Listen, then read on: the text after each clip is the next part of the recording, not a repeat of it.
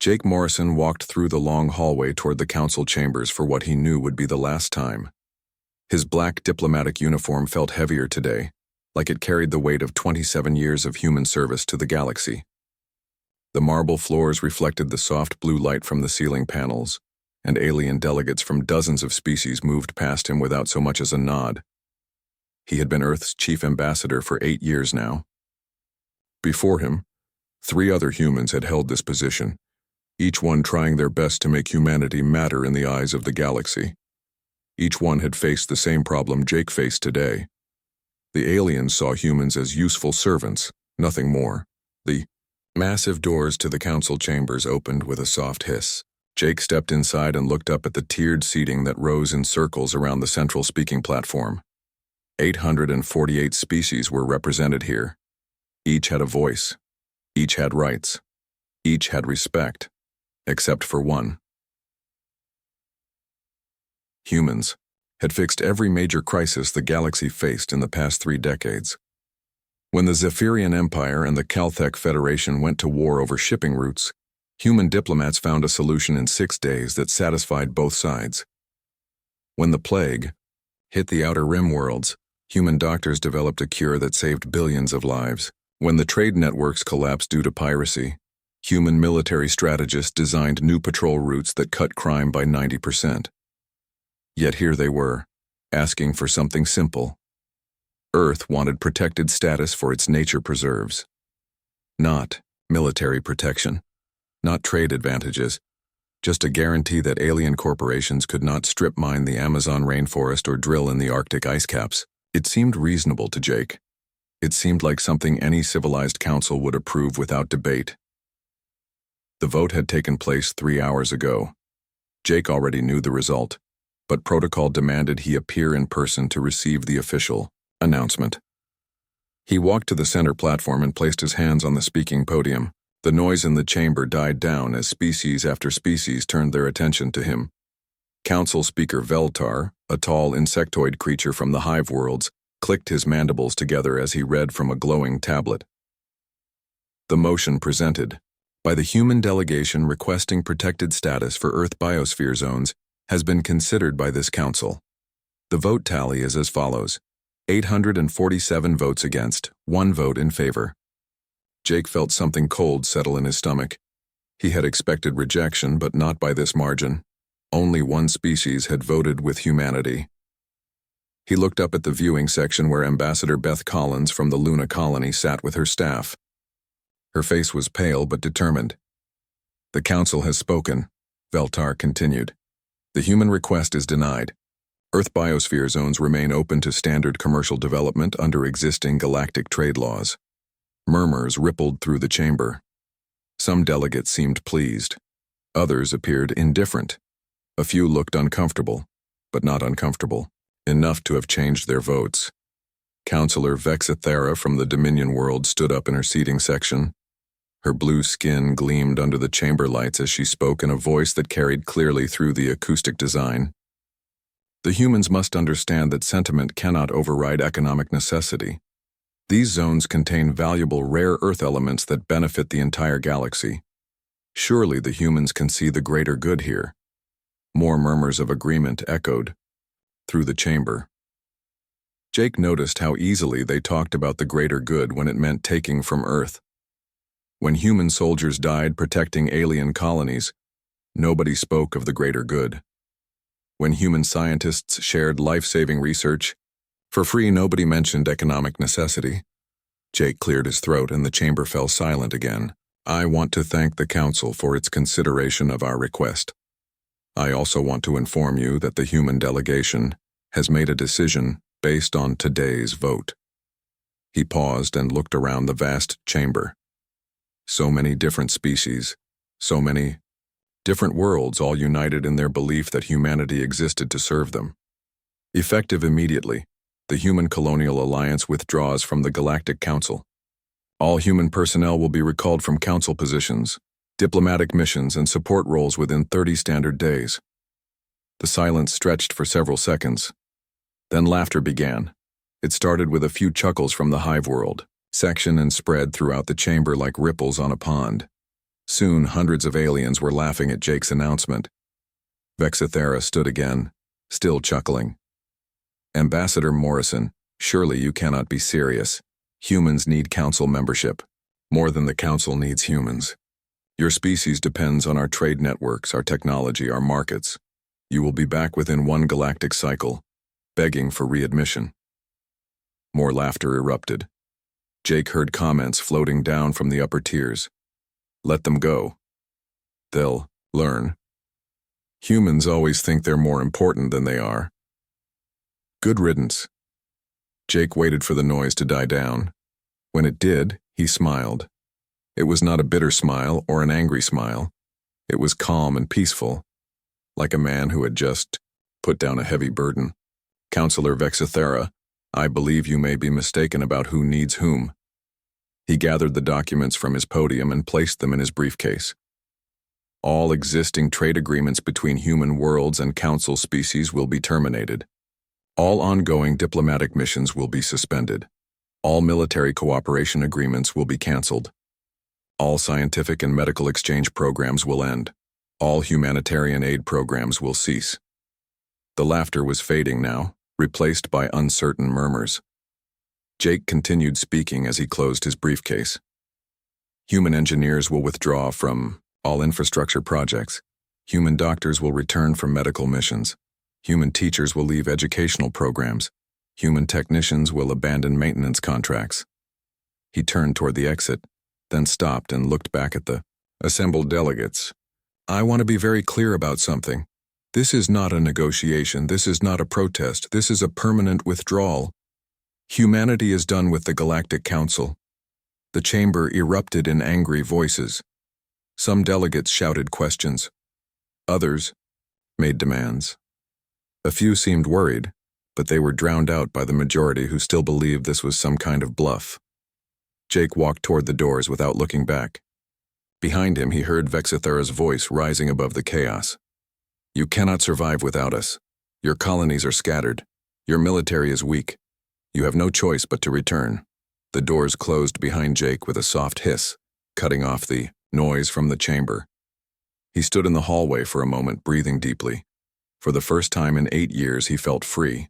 Tomorrow, the real work would begin. Tonight, he would send the recall orders that would change the galaxy forever. Cure. Aliens had made their choice. Now they would live with the consequences. Captain Lisa Brooks stood on the observation deck of Station Omega-7 and watched another human transport ship disappear into hyperspace. The massive diplomatic station had been humanity's largest outpost in council space for 15 years. Now, it felt like a ghost town as families packed their belongings and said goodbye to alien friends they might never see again. The recall orders had arrived 12 hours after Jake Morrison's announcement at the council. Every human in diplomatic service, every human working for alien corporations, every human living in council space had received the same message. Come home. Bring everything. Leave nothing behind. Lisa had commanded the station's security forces for 3 years. She knew every corridor, every system, every person who called this place home. Watching it empty out felt like watching her own house burn down. But orders were orders, and she understood why they had to go. Dr. Ben Carter appeared beside her at the observation window, carrying a sealed container marked with biohazard symbols. His usually neat hair was messy from hours of packing his laboratory. That's the last of the medical samples, he said quietly. 20 years of xenobiology research all heading back to Earth. Having second thoughts? Lisa asked.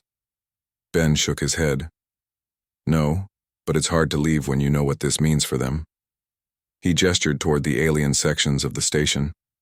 The Altarians in Sector 7 have a genetic condition that only human medicine can treat.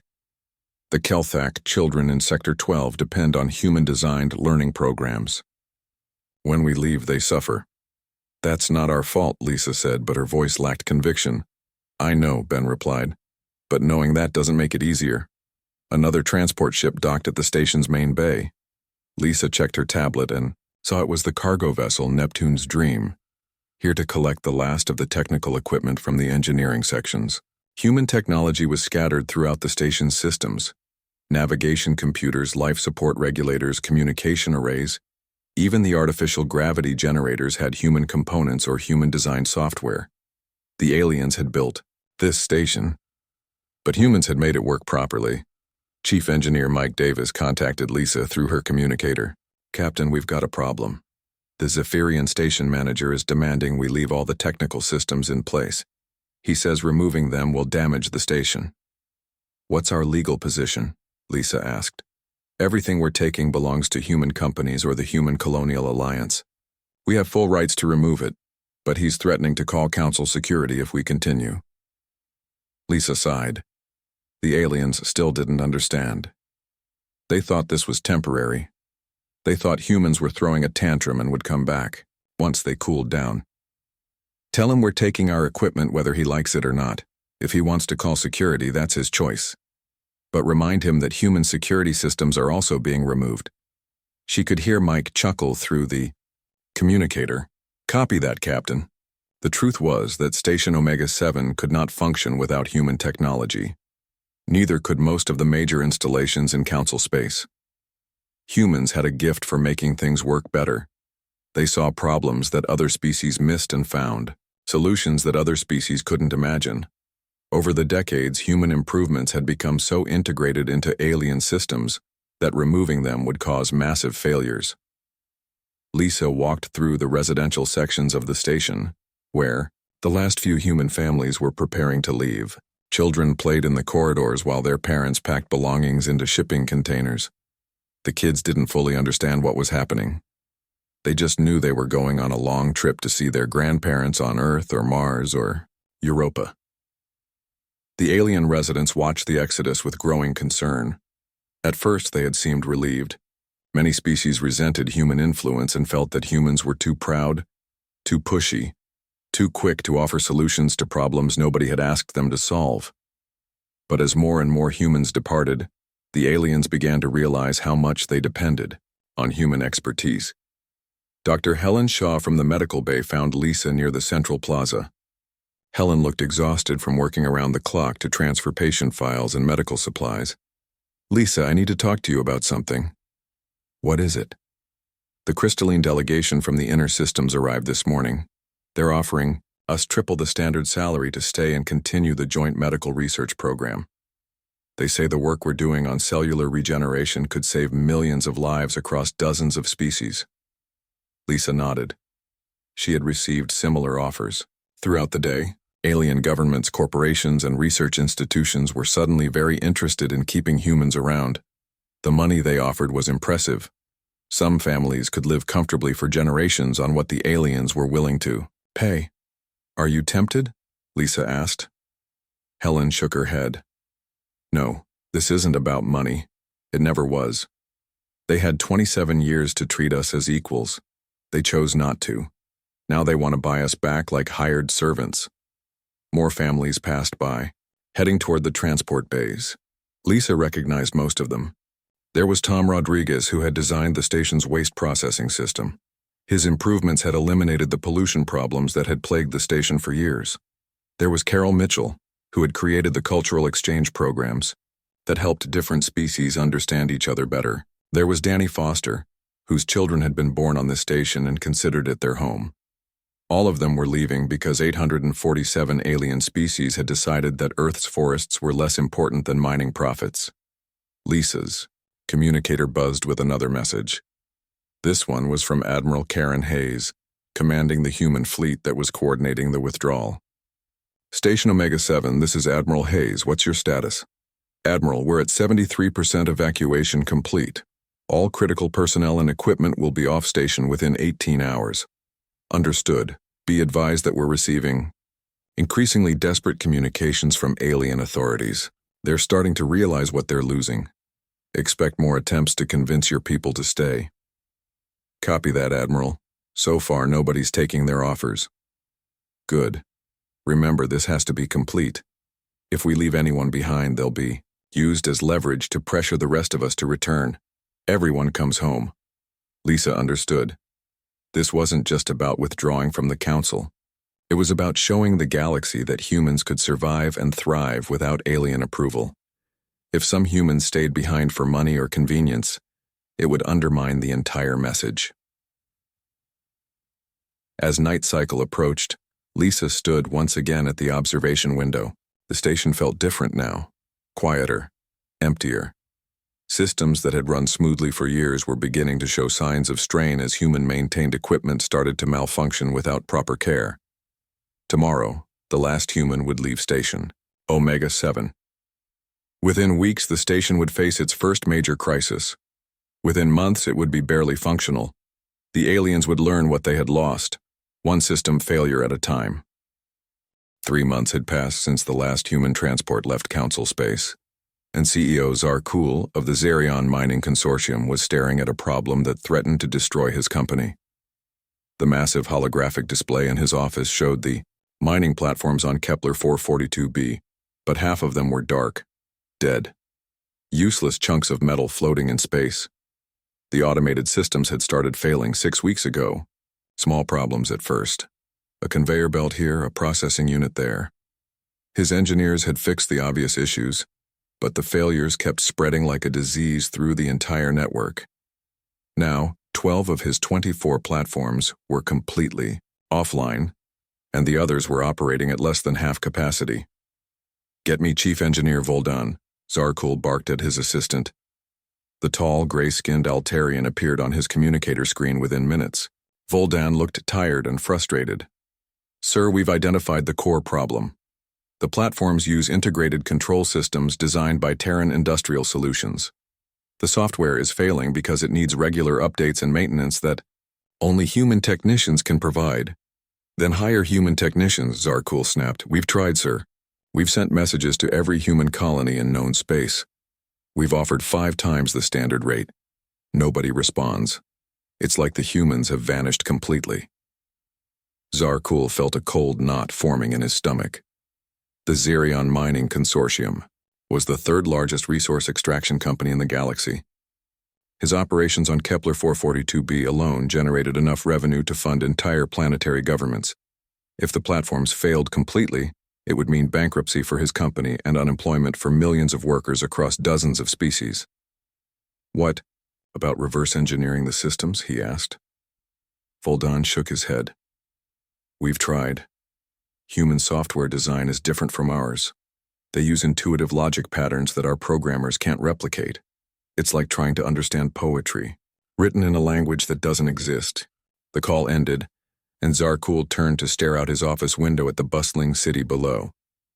Zerion Prime was home to 15 billion beings from over 60 different species. All of them depended on the mining operations to sustain their economy. All of them were about to discover what happened when human expertise disappeared. Meanwhile, on Tau Ceti Prime, Governor Heltna faced a different, but equally devastating crisis. The Altarian colonies were dying from a plague that had swept through their settlements like wildfire. Thousands were already dead, and millions more were infected.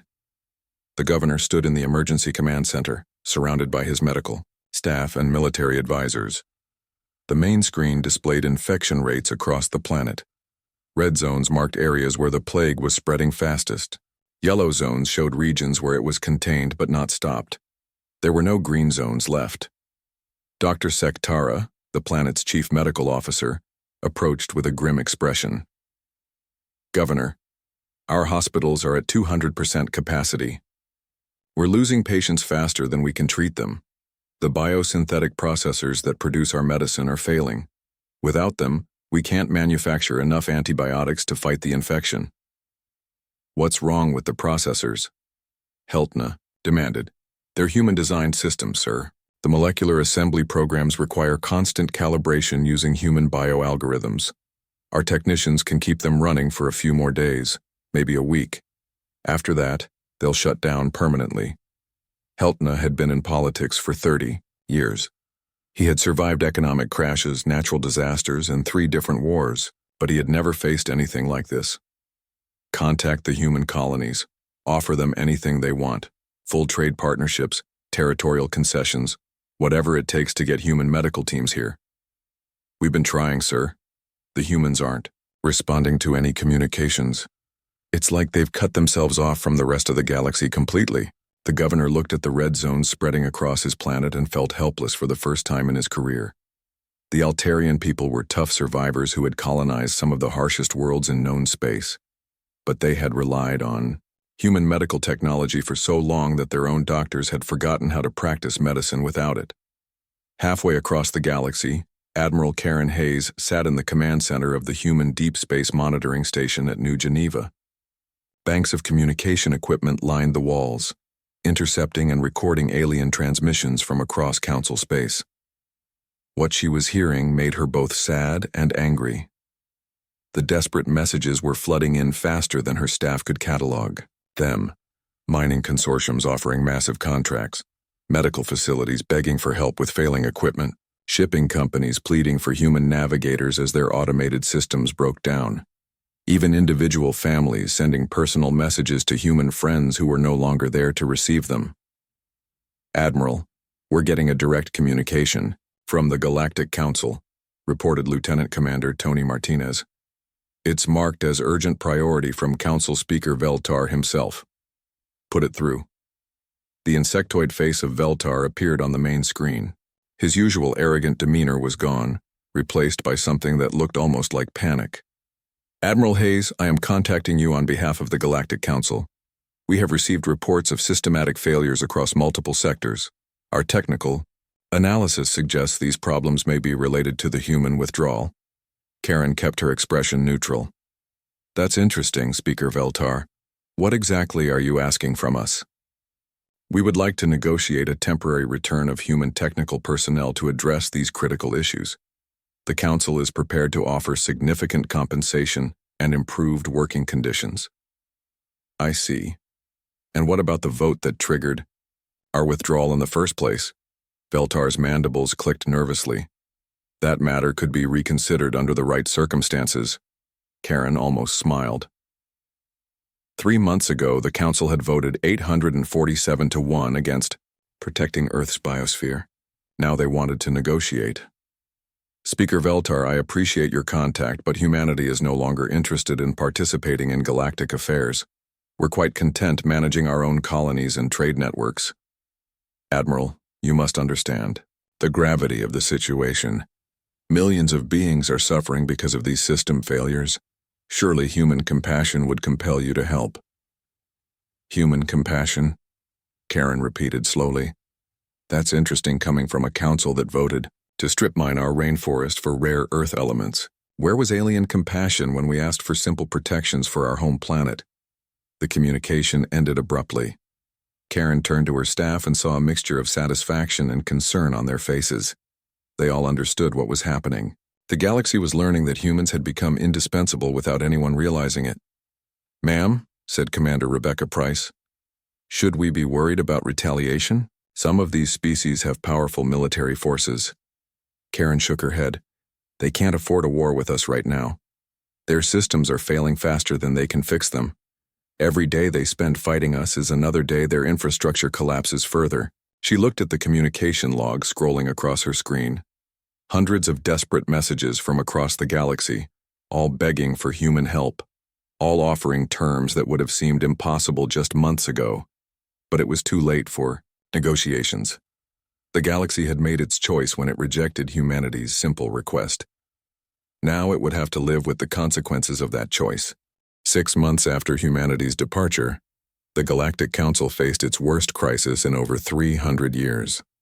Councillor Vexithara stood in what used to be the Grand Council chambers, but only 37 delegates remained in their seats. The rest had fled back to their homeworlds to deal with emergencies that seemed to grow worse each day. The massive display screens that once showed peaceful trade routes and prosperous colonies now painted a picture of galactic chaos. Red warning. Lights blinked across dozens of star systems. The Vorthan Empire and the Crystalline Hegemony were mobilizing their fleets for war over mining rights in the neutral zone. Without human mediators to find compromise solutions, both sides had reverted to their natural instincts. The Vorthans wanted to take what they needed by force. The Crystallines wanted to follow ancient laws that made no sense in the modern galaxy. Vexithara had been trying to mediate between them for 3 weeks. Every session ended the same way. The Vorthan representatives would slam their fists on their speaking podiums and shout about their right to expand. The crystalline delegates would cite legal precedents from 1,000 years ago and refuse to budge. There was no middle ground, no creative solution that satisfied both sides. "Where are the humans when you need them?" muttered Councillor Belthos from the Traders' Union. The comment was meant to be private, but in the nearly empty chamber, everyone heard it. The truth was that humans had been the galaxy's problem solvers for decades. When species couldn't agree, humans found ways to make everyone happy. When ancient rivalries threatened to explode into violence, humans created new frameworks that honored tradition while allowing progress. When economic disputes paralyzed trade, humans designed systems that benefited all parties. Now those humans were gone, and the galaxy was remembering how difficult it was to govern hundreds of different species with completely different ways of thinking. The economic situation was even worse than the political crisis. The main trade display showed shipping routes collapsing across the galaxy. The Terran industrial complex had manufactured 70% of all starship components. Human agricultural techniques had fed billions of beings on worlds that couldn't support large populations naturally. Human medical technology had kept entire species alive and healthy for generations. Without maintenance contracts and spare parts, the infrastructure was failing faster than anyone had anticipated. Food shortages were reported on 43 different worlds. Medical crises were spreading through colonies that had depended on human-designed treatment systems. Manufacturing centers were shutting down as human-built machinery broke beyond local repair capabilities. President Nancy Green of the Human Colonial Alliance sat in her office on Luna Station, reading the latest intelligence reports from across the galaxy. The messages were becoming more desperate each day. What had started as polite requests for technical assistance had evolved into panicked pleas for any kind of help. Her communication system chimed with an incoming priority message. The sender was listed as Galactic Council Emergency Committee. Nancy had received dozens of similar messages over the past month. Each one offered more generous terms than the last. Full council membership with voting rights, exclusive trade partnerships, territorial guarantees, technology sharing agreements, military alliances. She deleted the message without reading it. Just like she had deleted all the others. Her aide, Colonel Gary Thompson, knocked on her office door. "Madam President, we're receiving some interesting intelligence from our monitoring stations. It appears the situation in council space is deteriorating faster than our projections indicated." Nancy gestured for him to continue. "The Vorthan crystalline conflict is expanding. The Kelthak Federation has declared support for the Vorthans. The Zephyrian Empire is backing the crystallines. Intelligence suggests that at least 6 other species are preparing to choose sides. We could be looking at the largest galactic war in recorded history. What about the economic data? Worse than we thought. The cascade failures are accelerating. When the Xerion Mining Consortium collapsed last week, it triggered supply shortages across 17 different sectors. The Altarian medical crisis has spread to their trade partners. Food distribution networks are breaking down as transport companies lose their navigation systems." Nancy nodded grimly. She had hoped the aliens would learn their lesson quickly and come to more reasonable terms. Instead, they were letting their pride and stubbornness drive the galaxy toward complete collapse. "Ma'am, there's something else," Gary continued. "We're detecting massive population movements, refugee ships fleeing conflict zones, medical evacuation vessels carrying plague victims to worlds that can't help them, emergency supply convoys that keep getting lost because their navigation computers don't work properly anymore. The human colonies, meanwhile, were thriving. Without the restrictions of council oversight, human technology had advanced rapidly. The new agricultural systems developed on Mars were producing twice as much food with half the resources. The medical research facilities on Europa had found cures for diseases that had plagued humanity for centuries. The manufacturing centers on Titan were building starships that surpassed anything in the council fleet. Nancy's personal communicator buzzed with a message from Admiral Cole Matthews, commander of the human deep space fleet. "Nancy, we're getting some very interesting visitors at the edge of our territory. 3 separate alien species have sent unofficial diplomatic missions asking for private meetings. They're not going through council channels.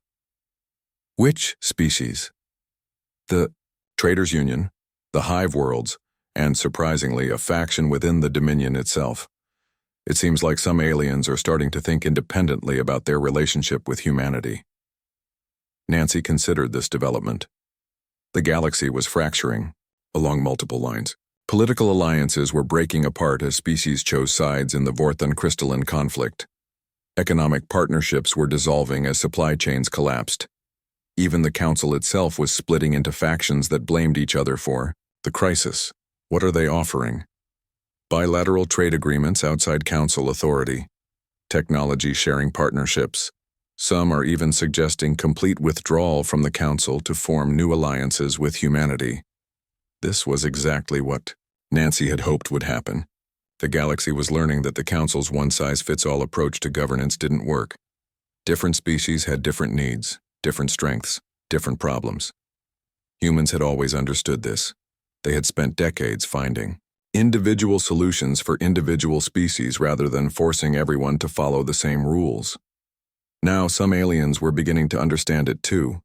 Set up preliminary meetings with all three delegations, Nancy decided, but make it clear that any agreements are contingent on complete withdrawal from council authority. We're not interested in dealing with species that maintain dual loyalties.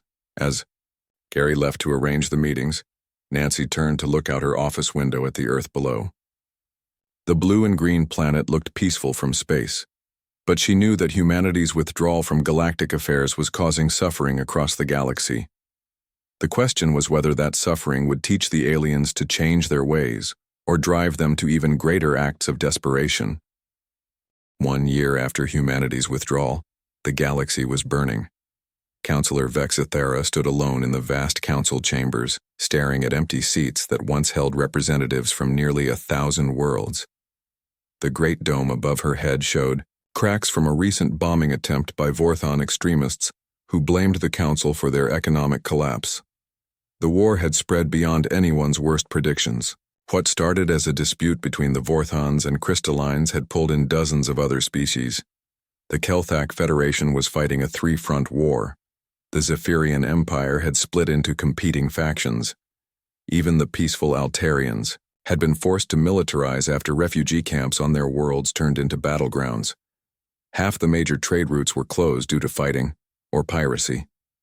Entire star systems had gone dark as their infrastructure finally collapsed without human maintenance. The great manufacturing centers that once supplied the galaxy were silent ruins. Food shortages had become famines. Medical crises had become plagues that swept through populations with no effective treatment. Vexithera's personal communicator chimed with an emergency message. The display showed that another Nexus gate had gone offline. The ancient faster-than-light travel network was failing one gate at a time, and nobody understood the technology well enough to fix it. Human engineers had maintained the gates for 30 years, using theories and techniques that died with their departure. The gates had been built by a vanished civilization thousands of years ago. Different species had tried to understand them, but only humans seemed to grasp the underlying principles. They had developed maintenance protocols that kept the network running smoothly.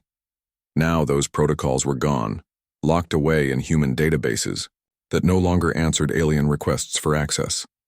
Without the gates, interstellar travel would take months instead of days. The galaxy would fragment into isolated clusters of worlds, each struggling to survive on its own. Trade would collapse completely. Communication between distant systems would become impossible. The great galactic civilization that had taken millennia to build would crumble in a matter of years. Vexithera made a decision that would have been unthinkable a year ago. She activated her personal communication system and sent a direct message to Earth. Not to the Human Colonial Alliance, not to any official diplomatic channel. Directly to Jake Morrison, the ambassador who had walked out of these chambers exactly 1 year ago. The response came faster than she expected. Jake's face appeared on her screen, and he looked older, but calmer than she remembered. His expression was polite, but distant, like someone greeting an acquaintance they hadn't seen in years. "Counselor Vexthara," Jake said pleasantly. "This is unexpected. How can humanity help you today?" The question hit her like a physical blow. How can humanity help you? After everything that had happened, after all the pride and arrogance and stubborn refusal to admit mistakes, he was still offering to help. Ambassador Morrison, I am contacting you in my personal capacity, not as a council representative. The situation in our space has become critical. Systems are failing across multiple sectors. The gate network is collapsing. Species are at war with each other. Billions of beings are suffering. Jake nodded thoughtfully. I've been following the news reports. It does seem like a challenging time for the galaxy.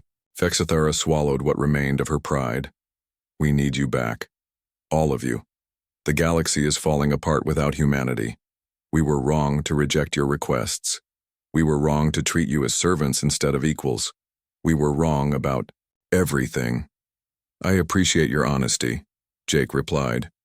But I have to ask, what exactly are you offering in return for our assistance? Anything. Full council membership with equal voting rights. Territorial guarantees for all human worlds. Complete protection for Earth's biosphere. Shared technology agreements. Priority access to rare resources. Name your terms. Jake was quiet for several seconds, and Vexithara found herself holding her breath. Finally, he spoke. Counselor, I think there may be some misunderstanding here. Humanity isn't interested in rejoining the Galactic Council. The words hit her like ice water. But surely you want to help stop the suffering. Human compassion is legendary throughout the galaxy. Human compassion is indeed real, Jake agreed. But so is human intelligence. We've spent the past year watching the galaxy tear itself apart, and we've learned some important lessons. He leaned forward slightly and his tone became more serious. We learned that we don't need the Council to be happy and prosperous. Our colonies are thriving. Our technology has advanced beyond anything we achieved under Council restrictions. Our people are healthier and more productive than ever before. Vexithara felt desperation creeping into her voice. But what about the other species? What about your former allies and friends? Many of our true friends have already left the Council, Jake replied. The Traders Union signed bilateral agreements with us 6 months ago. 3 factions from the Hive worlds have established independent colonies in human space. Even some groups from your own dominion have chosen to work with us outside Council authority. This was news to Vexithara. She had known that some species were conducting unofficial negotiations with humanity, but she hadn't realized how extensive the defections had become. Jake continued speaking. The galaxy is changing, Counselor. The old system of centralized control isn't working anymore. Species are realizing they can govern themselves and form voluntary partnerships based on mutual respect and shared interests. So you're saying there's no hope for the Council? I'm saying the Council as it exists today has no future. The question is whether the remaining members are willing to accept a new reality or continue fighting to preserve a system that has already failed. Vexithara looked around the empty chambers one more time. Most of the remaining Council members were planning to abandon the capital and return to their home worlds. Within weeks, there might be nobody left to maintain even the pretense of galactic government. What kind of new reality? She asked quietly. Decentralized governance, voluntary associations, bilateral and multilateral agreements between species that actually want to work together, the end of forced unity and the beginning of chosen cooperation. Jake's image flickered slightly as another gate somewhere in the network failed. Counselor, I'm going to be very direct with you. Humanity is done with the Council, but we're not done with the galaxy. Species that want to work with us as equals are welcome to join our growing alliance. Those that prefer the old ways of dominance and submission can try to rebuild the Council without us. The communication ended, leaving Vexithara alone in the vast empty chamber. Outside her window, she could see ships departing from the orbital platforms around the Council capital. More species abandoning the dream of galactic unity in favor of survival. She made her own decision then. Tomorrow, she would contact her home government and recommend complete withdrawal from the Council. The Dominion would negotiate its own agreements with humanity and the other surviving powers. The Great Galactic Council would become a footnote in history, remembered as a cautionary tale about the dangers of taking friendship for granted. 2 years later, historians would mark this moment as the end of the First Galactic Age and the beginning of the Second. The galaxy had learned that true unity could not be forced from above. It had to grow from mutual respect and genuine cooperation between equals. And sometimes the best way to teach that lesson was to walk away quietly and let others discover what they had lost.